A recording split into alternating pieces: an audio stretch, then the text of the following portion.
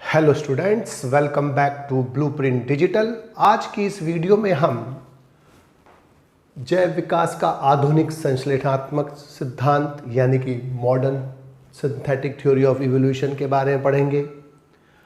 हार्डी-वीनबर्ग्स principal यानी कि Hardy-Weinberg सिद्धांत के बारे में पढ़ेंगे और नेचुरल सिलेक्शन यानी कि प्राकृतिक चयन के प्रकार के बारे में पढ़ेंगे। वीडियो को स्टार्ट करने से पहले हमारे चैनल को सब्सक्राइब करें और बेल आइकन दबाना न भूलें, जिससे हमारे लेटेस्ट वीडियोस की नोटिफिकेशन आपको प्राप्त होती रहे। अब हम आज के टॉपिक पर आते हैं। सबसे पहले जो जैव विकास का आधुनिक संश्लेषणात्मक सिद्धांत है यानी कि modern synthetic theory of evolution है, यह मॉडर्न यानी कि आधुनिक मत है और ये जो मत है किसी एक अकेले से जो वैज्ञानिक है उसके कामों पर निर्भर नहीं है। ये जो मत है या जो सिद्धांत है ये अनेक वैज्ञानिकों के कार्यों पर आधारित है और उसमें से जो प्रमुख वैज्ञानिक हैं वो है number 1 Dobzhansky, R.A. Fisher, Haldane, Ernst Mayr, Stebbins, Julian Huxley और सीवेल राइट। इन सभी वैज्ञानिकों के काम पर ये आधारित है। सभी ने कुछ ना कुछ अपना योगदान दिया इसमें। स्टेबिंस ने इस सिद्धांत को अपनी पुस्तक जैव विकास की प्रक्रिया यानी कि प्रोसेस ऑफ इवोल्यूशन में समझाया, जबकि डॉबझानेस्की ने इस सिद्धांत को अपनी पुस्तक आनुवांशिकी तथा जातियों की उत्पत्ति में समझाया। इस सिद्धांत के अनुसार किसी भी जो पॉपुलेशन है, समष्टि है, उसके अंदर जो परिवर्तनीय जीनोटाइप है यानी कि उसके जीनोटाइप में जो परिवर्तन होता है, न केवल वही अकेला फोर्स है जो नई जाति उत्पन्न करता है, उसके अलावा 2 फैक्टर और हैं जो बहुत महत्वपूर्ण रोल प्ले करते हैं नई जाति की उत्पत्ति में। वो है नंबर 1 प्राकृतिक चयन यानी कि नेचुरल सिलेक्शन और जननिक पृथक्करण यानी कि रिप्रोडक्टिव आइसोलेशन। अब प्राकृतिक चयन यानी कि नेचुरल सिलेक्शन का मतलब क्या है? जो अडेप्टेशंस, जो अनुकूलताएं नेचर के हिसाब से जीवों में विकसित होती हैं और जिनसे वो जीव उस विशेष वातावरण में रहने के लिए अनुकूलित होता है और जीवित रहता है, नई संतानें उत्पन्न करता है, उसे हम प्राकृतिक चयन यानी कि नेचुरल सिलेक्शन कहते हैं। और ये विभिन्न समष्टि को भिन्न भिन्न अनुकूलित दिशाओं में गाइड करता है। तो जो प्राकृतिक चयन है वो अलग अलग पॉपुलेशंस को, अलग अलग समष्टि को भिन्न भिन्न अनुकूल यानी कि उनमें अलग अलग अनुकूलताएं आती हैं। जैसे जब डार्विन ने गैलापागो आइलैंड्स पर डार्विन फिंचेस यानी कि बर्ड की अध्ययन किया तो उन्होंने देखा कि अलग अलग बर्ड्स में अपने फूड हैबिट के हिसाब से, खाने की आदत के हिसाब से बीक जो है वो अलग अलग होती है। तो वहाँ पर उन्होंने कहा कि जब इनका इवोल्यूशन हुआ होगा तब एक जो बर्ड है वो अफ्रीका से वहाँ पहुँची और पहुँचने के बाद अलग अलग जगह पर कुछ मेंबर्स अलग अलग पहुंच गए। एक मेंबर इस जगह पर, एक उधर, एक इस दिशा में, अलग अलग दिशाओं में पहुंचे मेंबर्स और उन्होंने वहां पर नीड के हिसाब से, आवश्यकता के हिसाब से अपने अंदर अनुकूलताएं उत्पन्न करी। तो प्राकृतिक चयन में विभिन्न एक ही समष्टि के जो अलग अलग मेंबर्स होते हैं, ग्रुप्स होते हैं, उनमें अलग अलग अनुकूलित दिशाएं बनती हैं यानी कि उनमें अनेक अपने अलग अलग अनुकूलन बनते हैं यानी कि उन समष्टियों को वो अलग अलग दिशाओं में, अनुकूलित दिशाओं में गाइड करती है। जबकि भौगोलिक बाधाओं के कारण जब 2 जीवों के बीच में या 2 ग्रुप्स के जीवों के बीच में रिप्रोडक्शन, जनन नहीं हो पाता, तब हम इसे बोलते हैं जननिक पृथक्करण यानी कि रिप्रोडक्टिव आइसोलेशन। जैसे बीच में कोई रिवर आ गई, कोई माउंटेन आ गया, कोई बाधा आ गई, जिसके कारण एक ग्रुप के मेंबर जो एक ही ग्रुप के मेंबर, एक ही जाति के मेंबर्स हैं, उनमें जनन हो सकता है लेकिन हो नहीं पा रहा क्योंकि बीच में कोई बाधा है।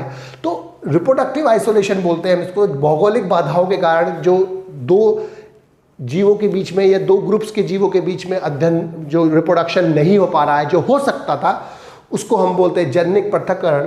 तो जननिक पृथक्करण से जो इन समष्टि के बीच जब रिप्रोडक्टिव आइसोलेशन होता है यानी कि 2 अलग अलग ग्रुप्स के मेंबर आपस में जनन नहीं कर पाते, तो इन समष्टि को वो नई जातियों में विकसित करता है। क्योंकि अगर दो ग्रुप है, एक इधर ग्रुप है एक इधर ग्रुप है, उनमें जनन हो सकता है, लेकिन बीच में माना माउंटेन आ गया तो उधर वाले जीवों और इधर वाले जीवों के बीच में रिप्रोडक्शन नहीं हो पाएगा।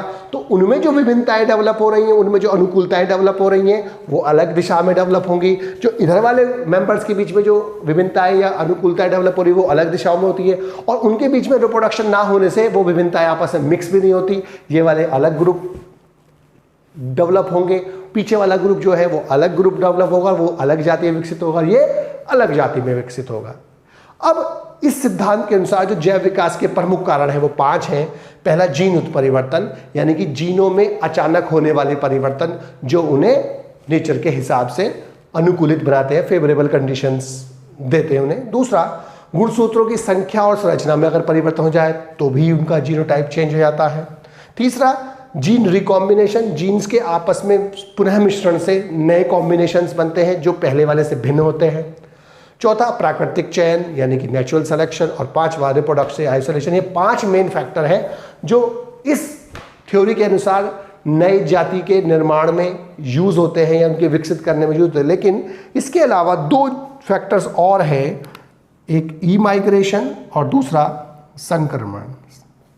संकरण और हाइब्रिडाइजेशन और ई माइग्रेशन। ई माइग्रेशन का मतलब होता है उत्प्रवासन। जब कोई मेंबर एक जगह से निकलकर दूसरी जगह चला जाता है तब हम उसे ई माइग्रेशन कहते हैं, और कोई बाहर से जब मेंबर अंदर आ जाता है तब हम उसे इमाइग्रेशन बोलते हैं। तो ई माइग्रेशन से जो जीन्स हैं वो वहाँ से निकलकर किसी दूसरी जगह चली जाती हैं, और 2 जीवों के बीच में जो भिन्न भिन्न जीनोटाइप वाले होते हैं उनमें अंतर होता है जीनोटाइप में, उनसे जो आपस में क्रॉस करा के जो संतानें बनती हैं हम उसे हाइब्रिड बोलते हैं, और इस प्रक्रिया को हाइब्रिडाइजेशन बोलते हैं। तो हाइब्रिडाइजेशन जब जो इवोल्यूशन के प्रोसेस, विकासीय प्रक्रिया में गुजर रही है स्पीशीज, जब उनमें आपस में रिप्रोडक्शन होता है 2 अलग अलग के बीच में, तो नए कॉम्बिनेशंस बनते हैं, और नए कॉम्बिनेशंस बनने से विभिन्नताएं उत्पन्न होती हैं, और ये विभिन्नताएं उन्हें नई जाति की ओर विकसित कराने में सहायता करती हैं। जैव विकास के आधुनिक संश्लेषणात्मक सिद्धांत के बाद अब हम हार्डी-वीनबर्ग सिद्धांत यानी कि हार्डी-वीनबर्ग प्रिंसिपल के बारे में पढ़ेंगे। हार्डी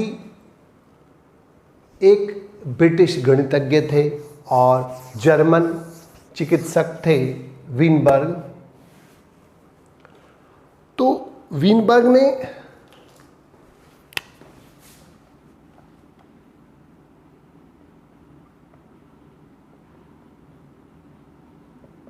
1908 में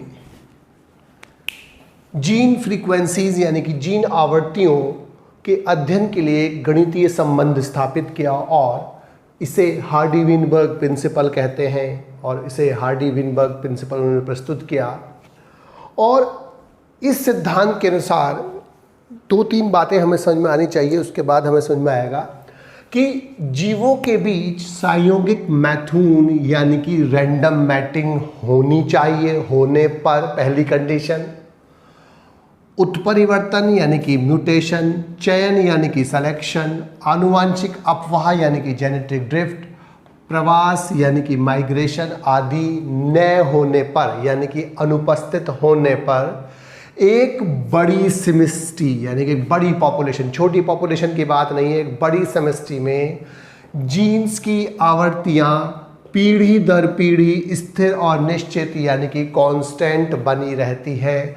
इस सिद्धांत को हार्डी-वीनबर्ग सिद्धांत कहते हैं। तो हार्डी-वीनबर्ग सिद्धांत के लिए हमें 2-3 बातें समझ में आनी चाहिए। क्या कि रैंडम मैटिंग होनी चाहिए, तो जीवों के बीच में रैंडम मैटिंग होनी चाहिए। समष्टि बड़ी होनी चाहिए यानी कि छोटी समष्टि में ये काम नहीं करेगा। तीसरा, उत्परिवर्तन, चयन, आनुवंशिक अपवाह और प्रवास आदि अनुपस्थित होने चाहिए। और तब क्या होगा कि जीन फ्रीक्वेंसीज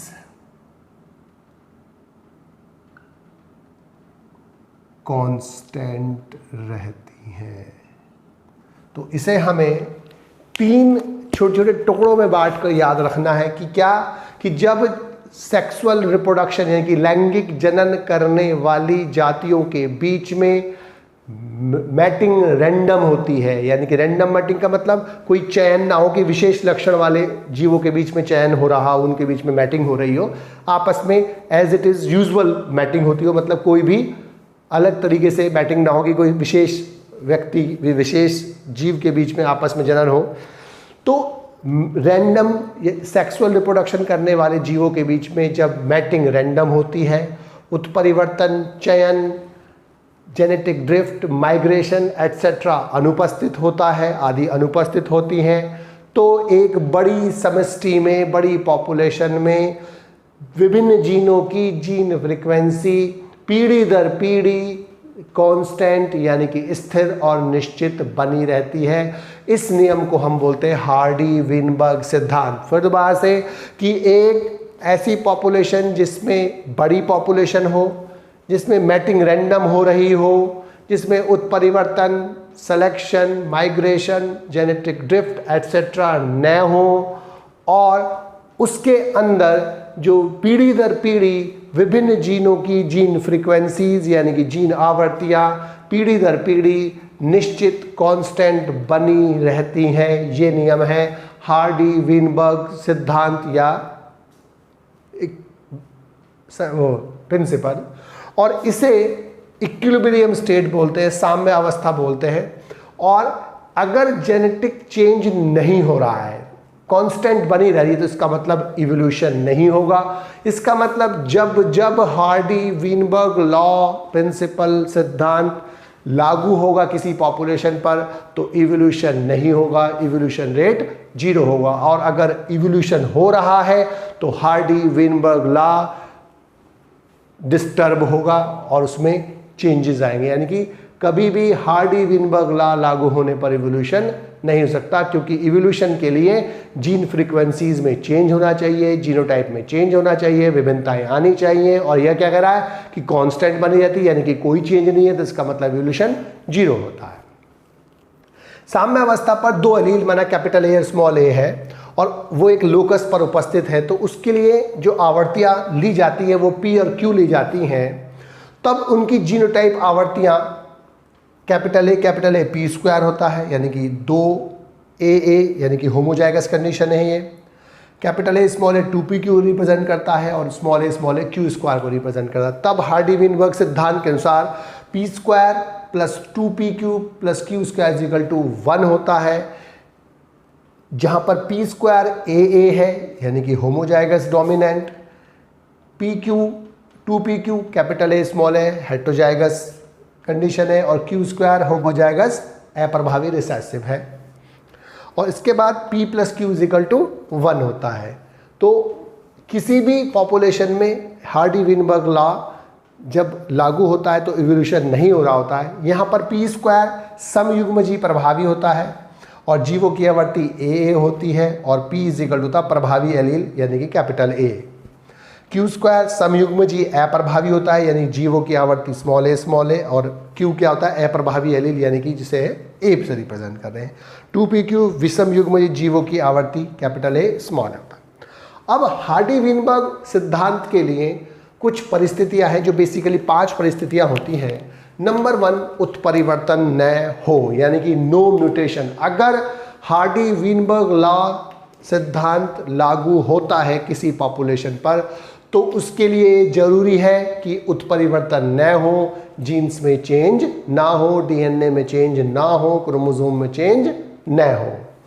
दूसरा, जीन प्रवाह यानी कि जीन फ्लो। एक पॉपुलेशन से दूसरी पॉपुलेशन में जीन्स का जाना या दूसरी पॉपुलेशन से पहली पॉपुलेशन में जीन्स का आना जीन फ्लो कहलाता है। तो जीन फ्लो अगर हो रहा है तो चेंज होंगे, और अगर चेंज हो रहे हैं तो हार्डी-विनबर्ग लॉ डिस्टर्ब होगा, अर्थात वो पॉपुलेशन हार्डी-विनबर्ग लॉ का सिद्धांत का पालन नहीं करती। तीसरा, संयोगिक मैथुन यानी कि मैटिंग रैंडम होनी चाहिए, यानी कि कोई भी विशेष जीनोटाइप और फिनोटाइप की चूज नहीं होना चाहिए कि एक विशेष फिनोटाइप और जीनोटाइप को चूज करके मैटिंग कराई जाए या मैटिंग हो रही हो। अगर मैटिंग रैंडम हो रही है तो इवोल्यूशन नहीं होगा, यानी कि हार्डी-विनबर्ग लॉ पालन करेगा। लेकिन अगर मैटिंग नॉन रैंडम है, अर्थात किसी विशेष जीनोटाइप फिनोटाइप के लिए मैटिंग हो रही है, तब हार्डी-विनबर्ग लॉ पालन नहीं करता, अर्थात वहाँ पर हार्डी-विनबर्ग जो सिद्धांत है वो डिस्टर्ब हो जाएगा। चौथा, चयन सिलेक्शन ना हो, किसी विशेष लक्षण का चयन ना होकर मैटिंग हो रही हो तो भी हार्डी-विनबर्ग लॉ पालन करता है। और पांचवा, आनुवंशिक अपवाह यानी कि जेनेटिक ड्रिफ्ट न हो। जेनेटिक ड्रिफ्ट को हम कैसे समझ सकते हैं कि ये इससे एक तरह से उल्टा समझना है हमें। इसमें बड़ी पॉपुलेशन की बात चल रही थी, यहां पर छोटी पॉपुलेशन की बात चलेगी।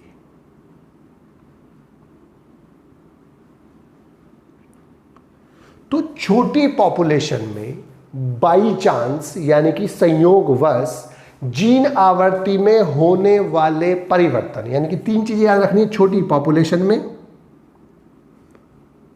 बाई चांस यानी कि संयोगवश, जीन फ्रीक्वेंसी में यानी कि जीन आवर्ती में,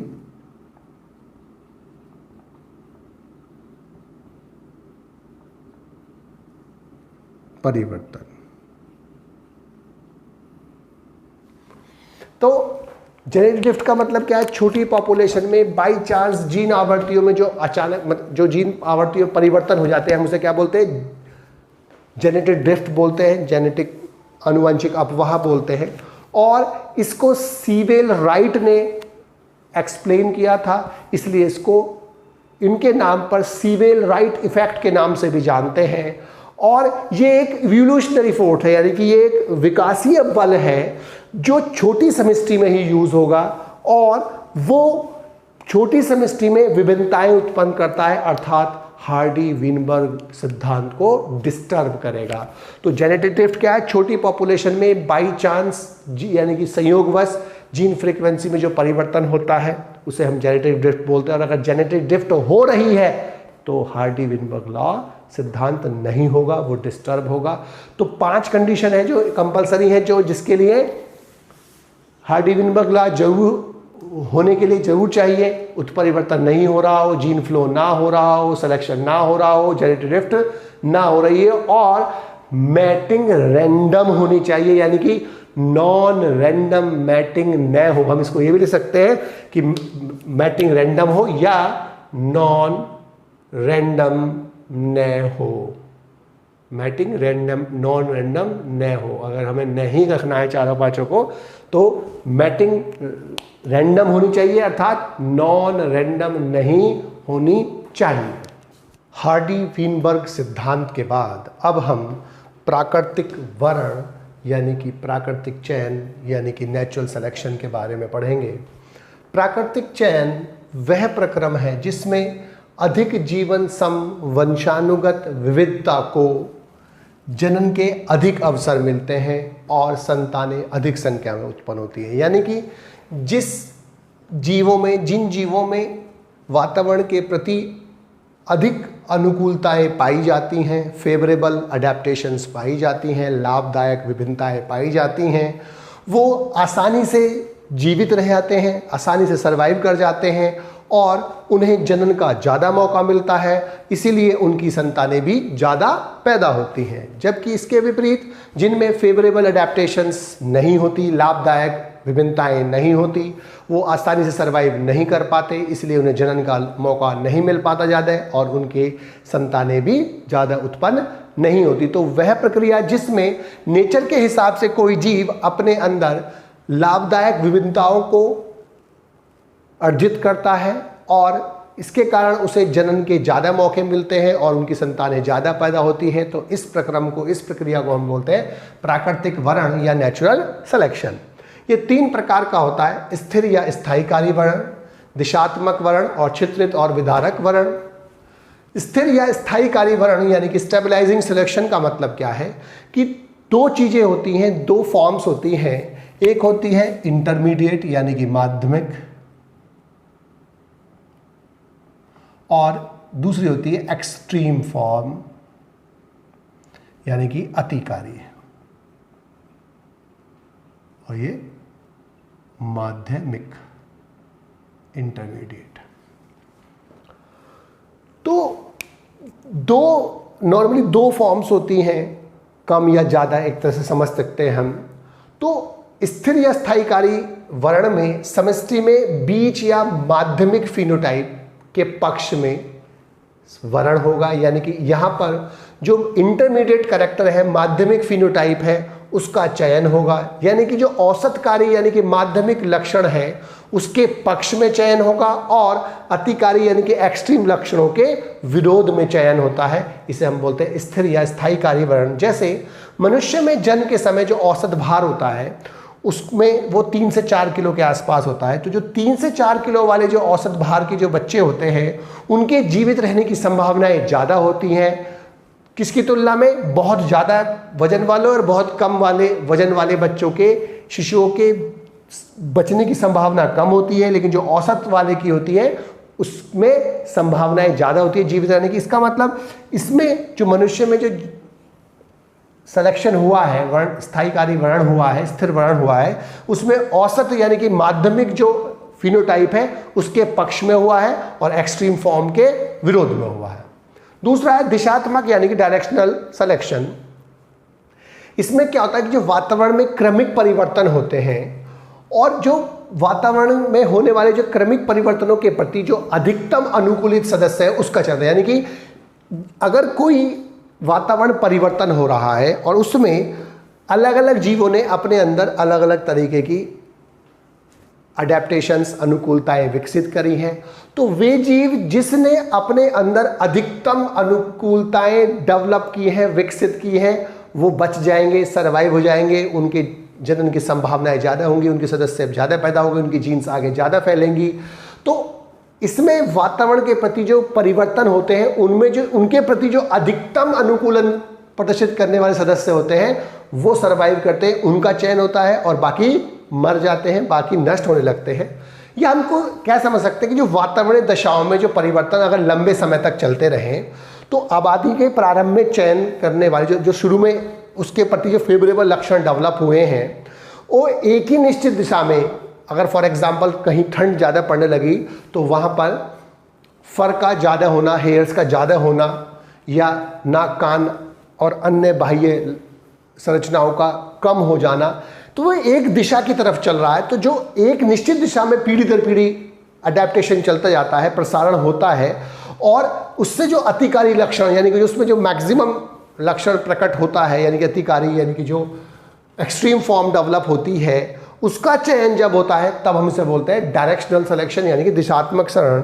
जैसे मच्छरों में डीडीटी के प्रति प्रतिरोधन, शुरू में डीडीटी से मच्छर मरने लगते थे, मर जाते थे, लेकिन अब वहाँ पर क्या हुआ, कुछ मच्छरों ने अपने अंदर डीडीटी के प्रति धीमे धीमे प्रतिरोध करना प्रारंभ करा, और धीमे धीमे वही लक्षण उनकी पीढ़ी दर पीढ़ी संतानों में ट्रांसफर होता रहा। तो वो जो एक्सट्रीम फॉर्म है वो चयन हुई, और अब बहुत सारे मच्छर जो डीडीटी के प्रति प्रतिरोधी हो जाते हैं और उनसे उनका डीडीटी का प्रभाव नहीं पड़ता। इसी प्रकार से एंटीबायोटिक बहुत सारी देने पर बहुत सारे बैक्टीरिया एंटीबायोटिक के प्रति रेजिस्टेंट हो जाते हैं, और उस पर्टिकुलर एंटीबायोटिक का कोई प्रभाव नहीं होता और वो उसी में सर्वाइव करता है। इसीलिए बार बार अगर ठीक नहीं होती कोई डिजीज़ तो डॉक्टर्स उस दवाई को रिपीट नहीं करते, दूसरी चेंज करते हैं, क्योंकि वो उसके प्रति हो सकता है रेजिस्टेंट हो। इसी प्रकार से बिस्टन बैक्टीरिया औद्योगिक मिलनता, वहाँ पर जो फॉर्म नेचर में डेवलप हुई अकॉर्डिंग टू एनवायरनमेंट, वही आगे सहन चयन हुआ, और जो उसके प्रति अनुकूलित नहीं हुई उसका ह्रास हो जाता है। तीसरा है चित्रित और विदारक वर्ण यानी कि डिस्ट्रप्टिव सिलेक्शन। इसमें क्या होता है, औसत फिनोटाइप की अपेक्षा 2 या 2 से ज़्यादा जो अतिकारी फिनोटाइप है उसका चयन होता है। इसमें माध्यमिक का चयन होता है, इसमें अतिकारी 1 का होता है, इसमें 2 या 2 से ज़्यादा अतिकारी फॉर्म्स का चयन होता है। जैसे इसका एग्जाम्पल है लिम्पेट्स, एक समुद्री मोलस्क कहता है, उसमें शैल का जो प्रक्रिया है, उसका बनने की जो प्रक्रिया है, सेल पैटर्न, उसमें 3 तरह की चीज़ें दिखाई देती हैं, एक शुद्ध सफ़ेद, एक मध्यवर्ती और एक डार्क टैन यानी कि लाल भूरे टाइप का। ये शुद्ध सफ़ेद वाली वाइट गूज नेक बैर्नेकल से चिपके रहते हैं, इसीलिए सफ़ेद के ऊपर सफ़ेद दिखाई नहीं देते, इसलिए परभक्षी शिकारी को दिखाई नहीं देते ये, और इनका शिकार नहीं होता, इनकी संख्या ज़्यादा होती है। इसी प्रकार से जो डार्क टैन कलर वाले हैं वो चट्टानों से चिपके रहते हैं, तो डार्क टैन चट्टान पर डार्क टैन ही लिम्पेट्स दिखाई नहीं देते और परभक्षी शिकारी इनका शिकार नहीं कर पाते और इनकी संख्या बढ़ती है। लेकिन जो मध्यवर्ती है, इन दोनों के बीच के कलर्स वाले होते हैं, वो आसानी से दिखाई दे जाते हैं परभक्षियों को और उनका शिकार ज़्यादा होता है, इसलिए उनकी संख्या कम होती है। तो यहाँ पर जो दो एक्सट्रीम फॉर्म्स हैं, दो अतिकारी फॉर्म्स हैं, दो अतिकारी फिनोटाइप्स हैं, उनका चयन हुआ है, इसलिए ये चित्रित और विदारक वर्ण है, यानी कि डिसरप्टिव सिलेक्शन है। इसमें मध्यवर्गीय माध्यमिक यानी कि इंटरमीडिएट फिनोटाइप का चयन होता है। इसमें जो क्रमिक परिवर्तनों के परिणामस्वरूप जो अधिकतम अनुकूलित सदस्य होता है उसका चयन होता है, अर्थात लंबे परिवर्तनों के बाद जो प्रारंभ में लक्षण चयन हुआ, फिनोटाइप चयन हुआ, उसका लगातार पीढ़ी दर पीढ़ी एक दिशा में आगे बढ़ना। जैसे बाल बढ़ रहे हैं किसी में तो वो लगातार बढ़ते जा रहे हैं, तो एक दिशा में जो इवोल्यूशन हो रहा है उसके लिए जो लक्षण का चयन होता है उसे हम बोलते हैं डायरेक्शनल सिलेक्शन। और ये इसका अपोजिट है कि इसमें दो या दो से अतिकारी फॉर्म्स का चयन होता है, उसे हम बोलते हैं डिसरप्टिव। तो इसमें माध्यमिक होता है, इसमें दो या दो से ज़्यादा अतिकारी फॉर्म्स का चयन होता है, इसमें एक विशेष लक्षण का एक दिशा में चयन होता है। बच्चों, आज की इस वीडियो में बस हम इतना ही पढ़ेंगे। हमारी इस वीडियो को आप लाइक करें और अपने दोस्तों के साथ शेयर करें। यदि आपका कोई डाउट है तो आप हमें कमेंट करके बता सकते हैं। इस अध्याय को और अच्छे से पढ़ने और समझने के लिए आप चित्रा प्रकाशन की बुक एक्टिव जीव विज्ञान की सहायता भी ले सकते हैं।